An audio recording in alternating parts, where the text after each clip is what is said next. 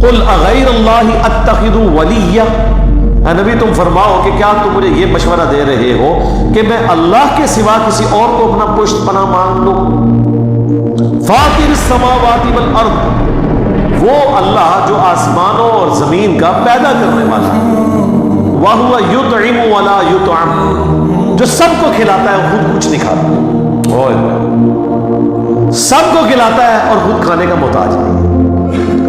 سر اگر یہ کوالٹی کسی میں ہے نا تو وہ مشکل کشا ہو سکتا ہے آپ کا۔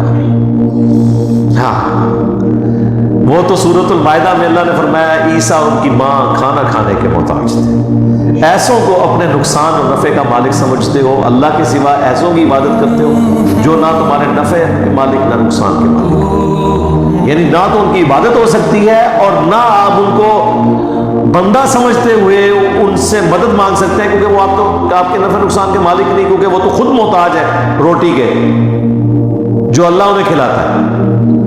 میرے بھائی اگر عیسیٰ ابن مریم اور ان کی ماں سیدہ مریم روٹی کھانے کے محتاج ہیں، کسی کے نفع اور نقصان کے مالک نہیں ہیں، تو بابے سے چاہیے کوئی بابے نہیں بچنے اسے نہیں رکھنا۔ اسلام بچانا ہے تو بابے سارے ختم کرو علمی طور پہ۔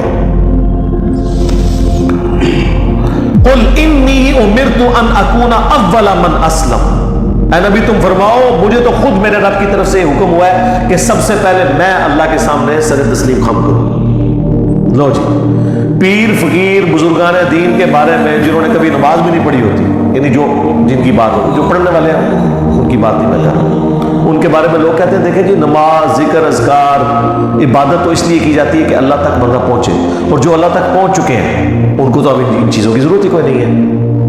تو ان سے ذرا پوچھیں کہ رسول اللہ اللہ تک نہیں پہنچے ہوئے تھے، جو اس کائنات میں وسیلہ ہے مخلوق اور خالق کے درمیان ہدایت کا،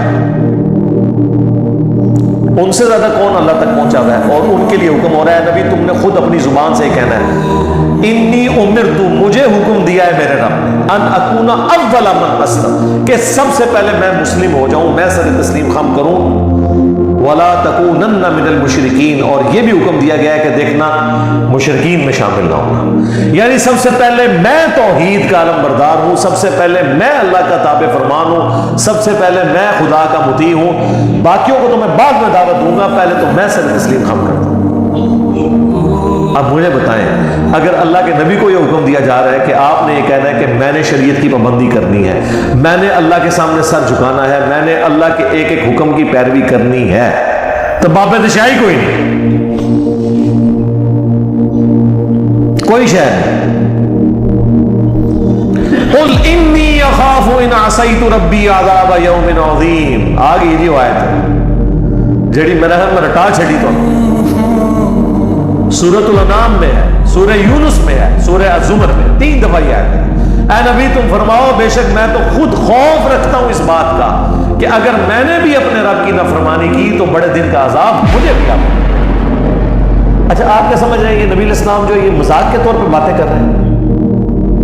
مطلب مجھے تو یہی لگ رہا ہے، یعنی جو ایٹیچیوڈ ہے یہاں پہ لوگوں کا، کوئی کیا دے گا جی نہیں بس تو آرزی دے طور سے سانو تعلیم کرنے واسطے تسی تعلیم تو کوئی نہیں پکڑی، تواڈے بابے نے تو کوئی تعلیم نہیں پکڑی، نہ وہ نماز پڑھتے جے نہ وہ دین دے ہوتے چلتے جے، وہ تو اپنی عبادت کرواتے ہیں، وہ تو کہتے ہیں آپ ہمارے مرید ہو جائیں ہم جنت میں لے جائیں گے۔ ادھر تو میرے بھائی یہ سنگولر کے سیگے ہیں، کہ نبی تم فرماؤ مجھے تو حکم ہوا ہے کہ سب سے پہلے میں اللہ کا تابع فرمان بنوں، میں شرک نہ کروں، میں خود اس بات سے ڈرتا ہوں کہ اگر میں نے اللہ کی نافرمانی کی تو اللہ کا عذاب قیامت کے دن کا بڑا عذاب مجھے آ پکڑے گا۔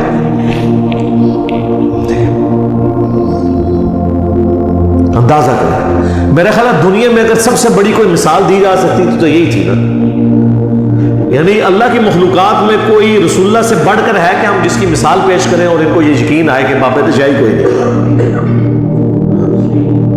رسول اللہ سے تو بڑا کوئی نہیں ہے، تو باقی لوگ کس کھاتے میں بیٹھے ہوئے ہیں؟ اسی لیے دیکھ لیں کہ یہ سورۃ الانعام جو ہے نا ننگی تلوار ہے توحید کے اوپر۔ مجھے آج بھی یاد ہے ہمارے ہمسائے تھے، وہ قادیانی تھے اس وقت بھی، خیر ہم تھے بریلویوں سے بڑا کانفیڈنٹ کون ہوگا، عشق رسول کے علم بردار ٹھیکیدار. تو مجھے ابھی بھی یاد ہے، ہم ایف ایس سی کے اسٹوڈنٹ تھے نا، تو کبھی ان سے گفتگو ہونی ختم نبوت کے حوالے سے یا اس طرح، وہ کہتے تھے بیٹا اس بات کو آپ چھوڑ دیں، آپ لوگ تو مشرک ہیں، آپ تو اللہ کا تعارف نہیں آپ لوگوں کو، رسول اللہ تک تو بعد میں بات ہوگی. اچھا جب میں نے کئی سالوں کے بعد یعنی 2008 میں نے جب قرآن پڑھنا شروع کیا، سورۃ الانعام میں نے پڑھی نا، وہ تو میرے کانوں سے تو دھواں نکلے نا. میں نے کہا یار یہ تو ابھی سٹارٹ ہوا ہے سرکار، یہ آج دیکھیں کون کون سی آیتیں آتی ہیں، یہ آج جتنی آیتیں آ رہی ہیں نا، یہ آپ صرف ان کا ترجمہ جو ہے نا یہ پبلک میں بیان ہی نہیں کر سکتے، کاٹ کے رکھ دیں گے. وہ کہتے ہیں نا کاٹ کے رکھ دیں گے، کاٹ کے رکھ دیں گے. تو اس وقت مجھے یاد ہے انہوں نے مجھے کہا تھا کہ بیٹا سورۃ الانعام کو بھی آپ نے ترجمے سے پڑھنی ہے، پھر بتانا ہے کہ آپ لوگ مسلمان بھی ہیں کہ نہیں. تو پھر مجھے بعد میں وہ باتیں یاد آئی. میں نے کہا دیکھیں مسلمانوں کی پستی کا یہ لیول ہے کہ قادیانی بھی انہیں کچھ نہیں سمجھتے، اندازہ کر لو.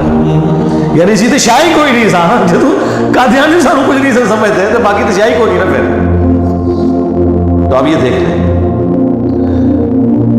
من یصرف عنہ یومئذ فقد رحمہ، جو اس دن عذاب سے بچا لیا گیا تو یقیناً اسی پہ اللہ نے رحم کیا. وذالک الفوز المبین، اور یہی ہے کھلی کامیابی. اللہم اجعلنا منہم، آمین. دیکھیں کس لیول ہے. لو اگلی ایک اور خوراک لو. وَإِن يَمْسَسْكَ اللَّهُ بِضُرٍّ فَلَا كَاشِفَ لَهُ إِلَّا هُوَ، اگر اللہ کسی کو پکڑ لے تکلیف کے اندر تو اس تکلیف کو کوئی نہیں چھڑا سکتا سوائے اس کا، یا سوائے عبد القادر جیلانی کے بقول بابوں کے. او جی وہ مصیبت آئی پھیر دیتے ہیں، کسی اور تے سوڑ دیتے ہیں، 11ویں دیا کرو. قرآن تو کہہ رہے نہیں، جب اللہ پکڑ لے کوئی نہیں چھڑا سکتا، کوئی پیغمبر، کوئی فرشتہ، کوئی جن، کوئی بات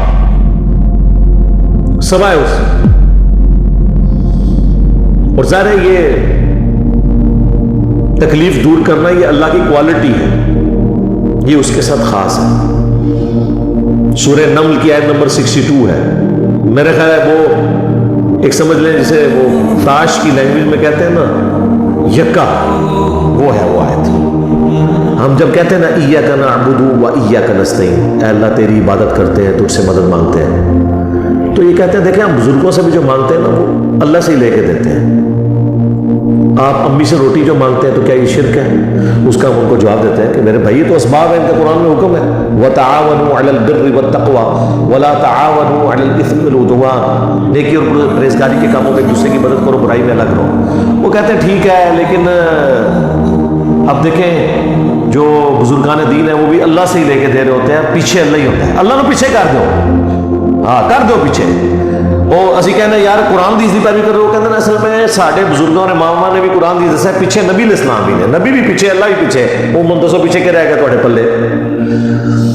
جو مسلمان اللہ رسول کو پیچھے کر دے اور بابے اور بزرگ آگے لے آئے تو وہ اپنے ایمان کی فکر کرے. پھر ہم انہیں سمجھاتے ہیں کہ دیکھیں بارش اللہ برساتا ہے لیکن ڈیوٹی فرشتوں کی، ہم مانگتے کس سے ہیں؟ اللہ سے. فرشتوں سے مانگیں گے تو مشرک ہے. وہ کہتے ہیں یہ ساری باتیں آپ کی ٹھیک ہے، لیکن قرآن میں یہ تو آیا کہ اللہ ہی سے مانگتے ہیں، یہ تو نہیں آیا کہ کسی اور سے نہیں مانگتے. دیکھو ذرا اندازہ کرو. تو ہم نے کہا یہ بھی آیا ہوا ہے سورہ نمل کی آیت نمبر 62، توحید کی فیلڈ میں یکا، جس طرح آپ کو کہتے ہیں نا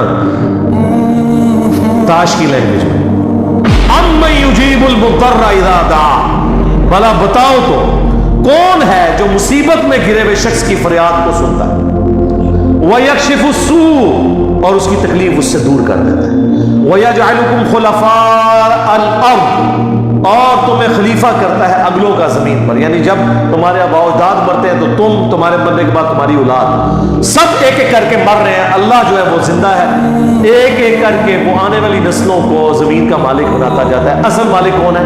اللہ. الہ مع اللہ، کیا اللہ کے ساتھ کوئی اور الہ بھی ہے جس کی یہ کوالٹیز ہوں؟ قلیلا ما تذکرون، لیکن نصیحت بہت کم ہی حاصل کرتے ہو. کون سی کوالٹی؟ تکلیف اور پریشانی میں گھرے ہوئے شخص کی فریاد کو سننا، یہ اللہ کی کوالٹی ہے۔ تو یہاں پہ بھی آیا کہ اگر اللہ کسی کو پکڑ لے تکلیف کے ساتھ تو اسے کوئی دور نہیں کر سکتا سوائے اس کے۔ وَإِن يَمْسَسْكَ بِخَيْرٍ، اور اگر اللہ تعالیٰ کسی کے لیے خیر کا ارادہ کر لے، فَهُوَ عَلَىٰ كُلِّ شَيْءٍ قَدِيرٌ، تو اللہ تعالیٰ ہر چیز پر قادر ہے۔ اچھا یہی آیت سورہ یونس میں آئے گی، وہاں پھر آگے ساتھ آتا ہے وَإِن يَمْسَسْكَ بِخَيْرٍ فَلَا رَادَّ لِفَضْلِهِ، تو اللہ کے فضل کو کوئی ٹال نہیں سکتا اگر وہ ارادہ کرے۔ یعنی اگر اللہ نے ارادہ کیا ہے تو میرے بھائی کوئی کچھ نہیں کسی کو نقصان پہنچا سکتا۔ اسی کو نبی علیہ السلام نے ٹرانسلیٹ کیا ہے، صحیح بخاری اور صحیح مسلم دونوں میں حدیث ہے۔ حضرت معاویہ رضی اللہ تعالیٰ عنہ نے مغیرہ ابن شعبہ کو خط لکھا کہ آپ کوئی ایسا وظیفہ مجھے بتائیں جو اللہ کے نبی سے آپ خود سنا ہو، تو انہوں نے کہا کہ نبی صلی اللہ علیہ وآلہ وسلم ہر فرض نماز کے بعد پڑھا کرتے تھے لا الہ الا اللہ وحدہ لا شریک لہ لہ الملک ولہ الحمد وہو علی کل شیء قدیر اللہم لا مانع لما اعطیت ولا معطی لما منعت ولا ينفع ذا الجد منک الجد۔ کہ اللہ جسے تو عطا کرے اسے کوئی چھین نہیں سکتا، جسے تو چھین لے اسے کوئی عطا نہیں کر سکتا، اور بڑے سے بڑے شخص کو اس کا منصب اور عہدہ کوئی فائدہ نہیں پہنچا سکتا۔ تو یہ دعا ہم پڑھتے ہیں فرض نماز کے بعد۔